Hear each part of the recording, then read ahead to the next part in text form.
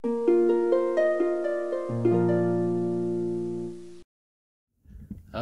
Assalamualaikum warahmatullahi wabarakatuh. Ketemu lagi di vlog Juru Baca. Saya Hasan Asbahani. Kita ngobrolin puisi lagi. Ya, saya di sebuah website yang sedang saya kelola, yaitu bicara.news, www.bicara.news. Menulis satu rangkaian artikel, mungkin 5 atau 6 artikel seri bagian tentang sajak-sajak Chairil Anwar yang menurut saya underrated gitu, yang diremehkan atau jarang dibicarakan gitu. Tenggelam dengan sajak-sajak Chairil yang lain. Sajak Chairil itu ya aku yang paling banyak dibicarakan gitu. Jadi sebenarnya sajak-sajak yang saya bilang underrated itu perlu dibicarakan karena di situ Chairil menunjukkan kepiawaiannya menulis sajak dengan memberdayakan perangkat-perangkat puitika yang sebenarnya sederhana tapi menjadi begitu istimewa dan kuat karena Chairil memang memakainya secara penuh perhitungan. Satu bagian sudah naik tulisan itu, sajak Dendam. Sajak ini termasuk sajak-sajak awalnya Chairil karena ditulis tahun 1943. Kita baca ya, nanti kita lihat di mana kekuatannya dan bagaimana Chairil memakai satu perangkat puitika dengan sangat istimewa. Sajaknya begini ya, dendam berdiri tersentak dari mimpi aku bengis dielak. Aku tegak, bulan bersinar sedikit tak nampak. Tangan meraba ke bawah bantalku, keris berkarat ku genggam di hulu. Bulan bersinar sedikit tak nampak. Aku mencari, mendadak mati, ku hendak berbekas di jari. Aku mencari, diri tercerai dari hati. Bulan bersinar sedikit tak nampak. 13 Juli 1943. Apa yang istimewa? Tadi kalau lihat teksnya bisa kelihatan ya, nanti baca teksnya ya di www.bicara.news. Yang nampak adalah pertama dan terutama pengulangan atau repetisi. Ada 3 kali diulang satu larik atau satu baris, yaitu bulan bersinar sedikit tak nampak. Itu di baris keempat, 7, 12. Di baris terakhir, 4, 7, 12. Diulang tuh, persis sama diulang gitu. Jadi Chairil memang ingin menciptakan suasana dan pengen banget pembaca merasakan suasana malam, bulan bersinar, sedikit tak nampak.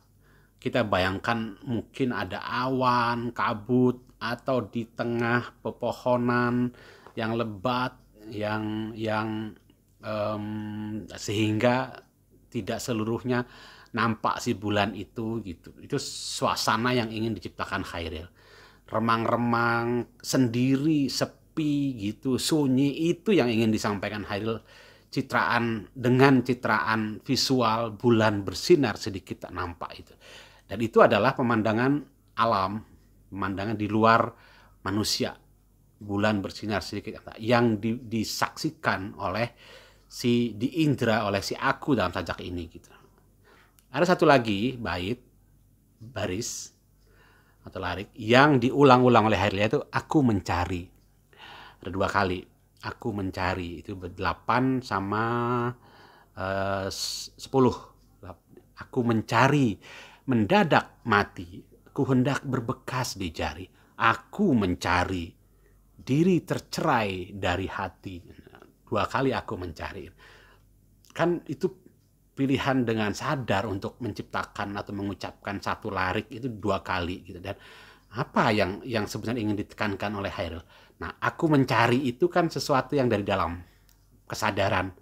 Aku mencari. Yang tadinya bulan sedikit nampak itu dari luar yang diindra oleh aku. Sekarang aku mencari itu kesadaran. Aku sedang mencari nih gitu. Aku mencari, mendadak mati ku hendak berbekas di jari. Mendadak mati ku hendak berbekas di jari. Aku mencari diri tercerai dari hati.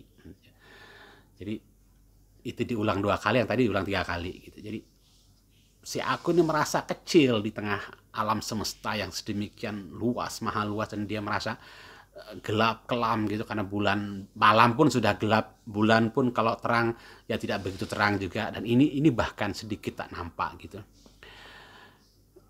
Coba dari awal lagi ya, itu soal repetisi, suasana yang ingin dibangun, emosi yang ingin dibangun adalah seperti itu gitu. Berdiri tersentak dari mimpi aku bengis dielak, kayak terbangun kaget ya si aku, mulai dengan perasaan tuh. Dari mimpi aku bengis ya berdiri, aku tegak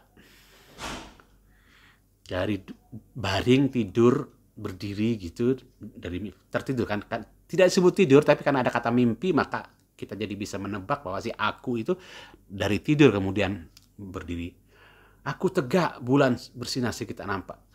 Aku tegak, belum sepenuhnya sadar. Yang disadari pertama adalah bulan bersinar sedikit tak nampak. Dia kayak, aku di mana ya sekarang, kok di sini aku jadi tahu ngeh gitu.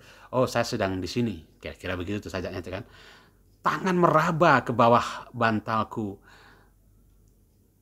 Aku balik ke aku ya, balik ke diri itu, terus tangan meraba ke balik bantal.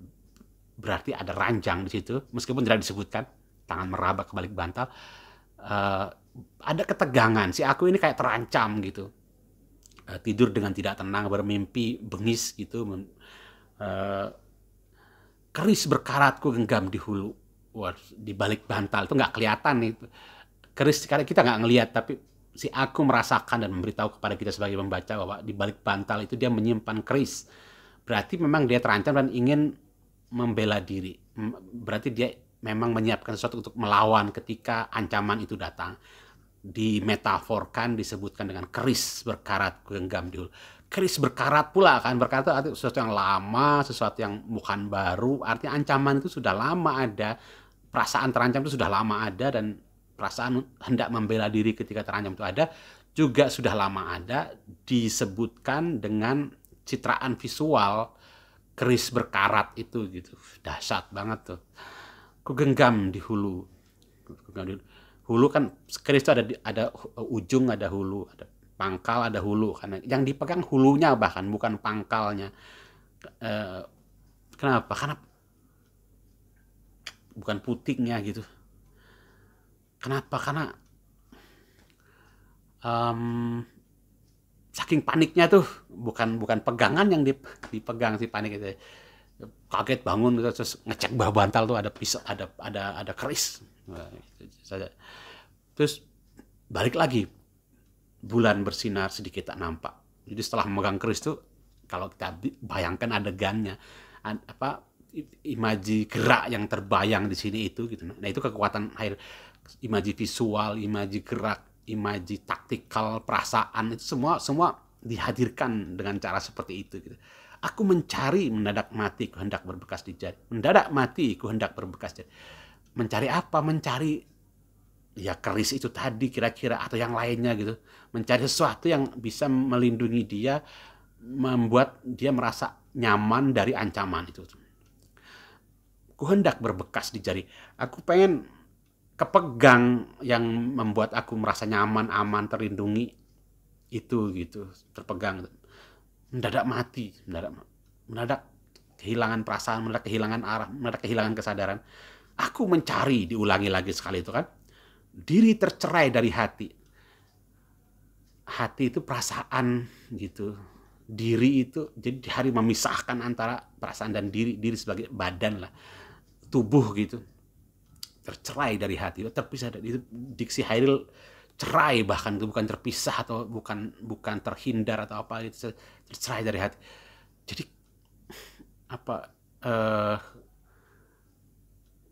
saking takutnya barangkali begitu tuh, saya nggak tahu lagi perasaanku ini apa gitu. Balik lagi, bulan bersinar sedikit tak nampak. Jadi pertegas lagi, si aku ini tetap merasa terancam di sajak ini gitu. Jadi balik ke judulnya kan dendam gitu kan. Dendam itu apa artinya? Ya memang ada kebencian gitu yang membuat dia merasa terancam. Yang tadi kita ceritakan itu nggak ada di dalam sajaknya gitu. Dia menampilkan kata-kata disusun sebagaimana layaknya sebuah puisi harus disusun. Dia pakai repetisi, diksi-diksinya juga istimewa begitu. Itu yang membuat sajak ini unggul meskipun jarang dibicarakan. Ini salah satu sajak yang underrated Hairil. Bagian pertama yang bisa dibaca di situs tadi yang saya sebutkan ya. Nanti kita nyambung ke bagian kedua. Saya udah menulis 3, ya rencananya 4, 5 atau 6 begitu. Tapi ntar dinaikin di websitenya. Terima kasih udah menyimak video ini.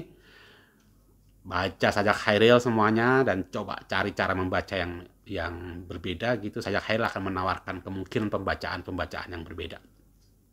Terima kasih udah menyimak. Ketemu lagi di video berikutnya. Assalamualaikum warahmatullahi wabarakatuh.